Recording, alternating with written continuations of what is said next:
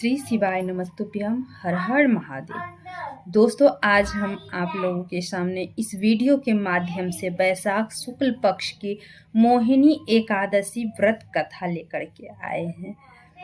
भगवान श्री कृष्ण के मुखार वृंद से इतनी कथा सुन पांडुनंदन महाराज युधिष्ठिर ने उनसे कहा, हे भगवान, आपकी अमृतमय वाणी से इस कथा को सुना, परंतु हृदय की जिज्ञासा नष्ट होने के बजाय और भी प्रबल हो गई है। अब आप कृपा कर वैशाख शुक्ल पक्ष की एकादशी के व्रत का विधान एवं महात्म्य का वर्णन कर मेरे त्रिषित हृदय की प्यास को हरण कीजिए।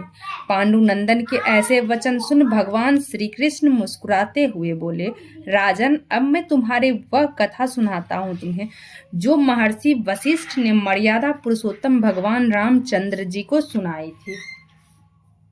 एक समय की बात है कि भगवान रामचंद्र जी ने अपने गुरु महर्षि वशिष्ठ के भवन में जब उन्हें प्रणाम किया और हाथ जोड़कर कहा, हे भगवान, आप कृपा कर मुझे कोई एक ऐसा व्रत बतावें कि जिसके करने से अनंत पुण्य फल की प्राप्ति हो और अनायास ही धर्म, अर्थ, काम और मोक्ष की भी प्राप्ति हो।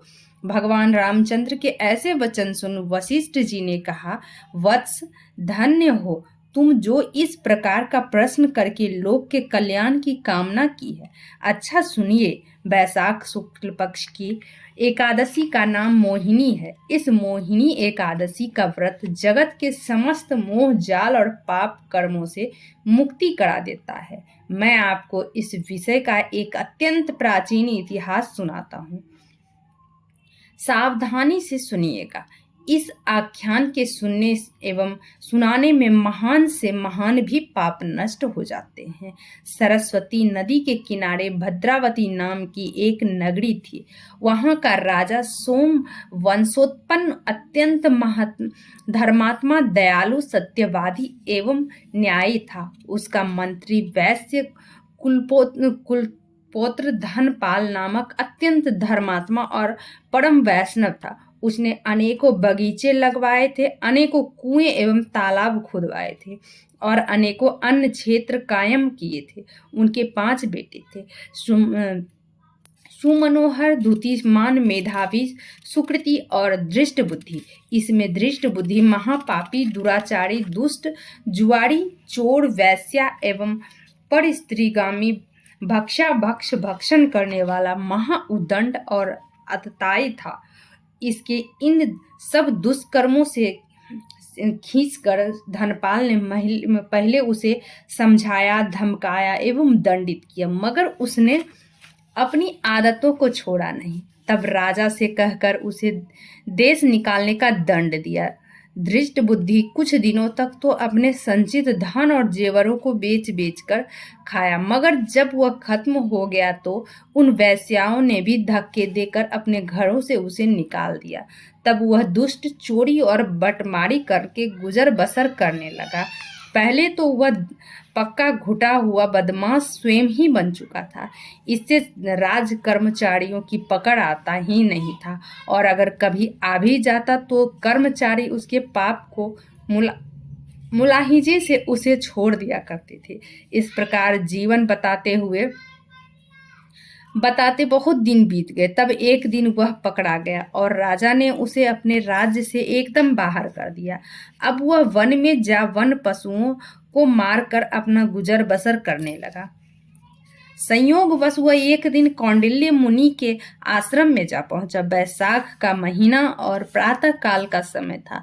महर्षि स्नान कर बैठे थे। संयोगवश मुनि के वस्त्र का एक कोना उसके शरीर से छू गया। उसी के प्रभाव से उसके पाप कुछ हल्के हुए।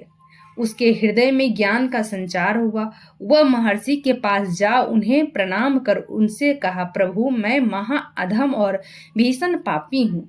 अपने किए कर्मों का फल भोग रहा हूँ। प्रभु, मुझे कोई ऐसी युक्ति बताओ कि मैं बिना धन के पाप से मुक्त हो जाऊं। धृष्ट बुद्धि के ऐसे वचन सुन मुनि के हृदय में दया उत्पन्न हुई और उन्होंने कहा, वत्स, सावधान होकर मेरी बातों को सुनो। कल वैशाख मास के शुक्ल पक्ष की मोहिनी नाम की एकादशी है। तुम आज शाम को शुद्ध मन से संकल्प करो कि मैं अपने पापों को मोचनार्थ मोहिनी एकादशी का व्रत करूंगा। इस प्रकार संकल्प कर द्वादशी को प्रातः काल शौच इत्यादि से निवृत्त हो स्नान कर भगवान का पूजन एवं ध्यान करो। दिन भर और रात भर भोजन पान त्याग केवल भगवत भजन करो। द्वादशी को व्रत का पारण कर किसी ब्राह्मण को कुछ दे दो, तुम्हारा पाप अवश्य ही नष्ट होगा। धृष्ट बुद्धि ने महर्षि के कथानुसार मोहिनी एकादशी का व्रत किया और उसके प्रभाव से उसके समस्त पाप को नष्ट हो गए और वह परम पद को प्राप्त हुआ। मोहिनी के समान सरल एवं फल देने वाला और कोई दूसरा व्रत नहीं है। इस कथा को कहने एवं सुनने वालों को भी अनेकों गोदान का फल मिलता है। श्री शिवाय नमस्तुभ्यम। हर हर महादेव। जय विष्णु भगवान।